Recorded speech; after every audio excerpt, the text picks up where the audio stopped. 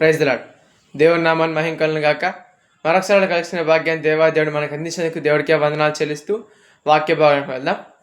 ఈ దినమందు మనం దేని గురించి నేర్చుకోబోతున్నామంటే, మనం అనేకమైన పనులు చేస్తూ ఉంటాం. అవి మంచి పనులు కావచ్చు, చెడు పనులు కావచ్చు, ఇతరులకు హాని కలిగించే పనులు కావచ్చు, హాని కలిగించని పనులు కావచ్చు, వాళ్ళకు మేలు కలిగించే పనులు కావచ్చు.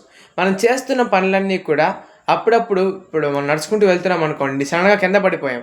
మనం లేచి ఏం చేస్తామంటే అటు ఇటు చూస్తాం. ఎందుకంటే ఎవరైనా చూసారా లేదా అని.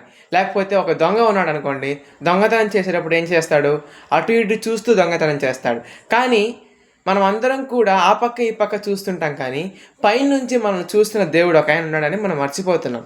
ప్రతి ఒక్కరూ కూడా మనం మంచి పనులు చేస్తున్నచ్చు, చెడు పనులు చేస్తున్నచ్చు, మనం చూస్తున్న దేవుడు ఒకడు ఉన్నాడు అని మనం ఖచ్చితంగా గుర్తుపెట్టుకోగలగాలి. ఎందుకంటే వాని క్రియలు చొప్పున ప్రతి వానికి ప్రతిఫలం ఇచ్చే దేవుడు ఆయనే. ఆయన ప్రతి ఒక్కరిని కూడా యథార్థవంతులను బలపరచుటకు ఆయన కనుదృష్టి లోకమంతటా సంచారం చేయుచున్నదని బైబిల్ గ్రంథం మనకు సెలవిస్తోంది.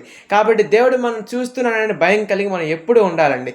మనం మంచి చేస్తున్నా, తప్పు చేస్తున్నా అసలు మనకు గుర్తు రావాలి. మనం తప్పు చేసే ముందే అయ్యో దేవుడు నన్ను చూస్తున్నాడు అని మనకు భయం రావాలి.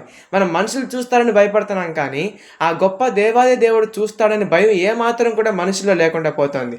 అది నాకు భయం లేదు, వాక్యను చూస్తున్న అనేక మందికి కూడా భయం లేకుండా ఉంది. కాబట్టి ప్రతి ఒక్కరూ కూడా దేవుడు మనల్ని గమనిస్తున్నాడని భయం కలిగి మంచి పనులు మాత్రమే చేస్తూ దేవుని నామాన్ని భయంకరంగా తయారు చేయబడదాం. ఈ వాక్యం దేవుడు దీవించి ఆశీర్వదించిన గాక. ఆమేన్.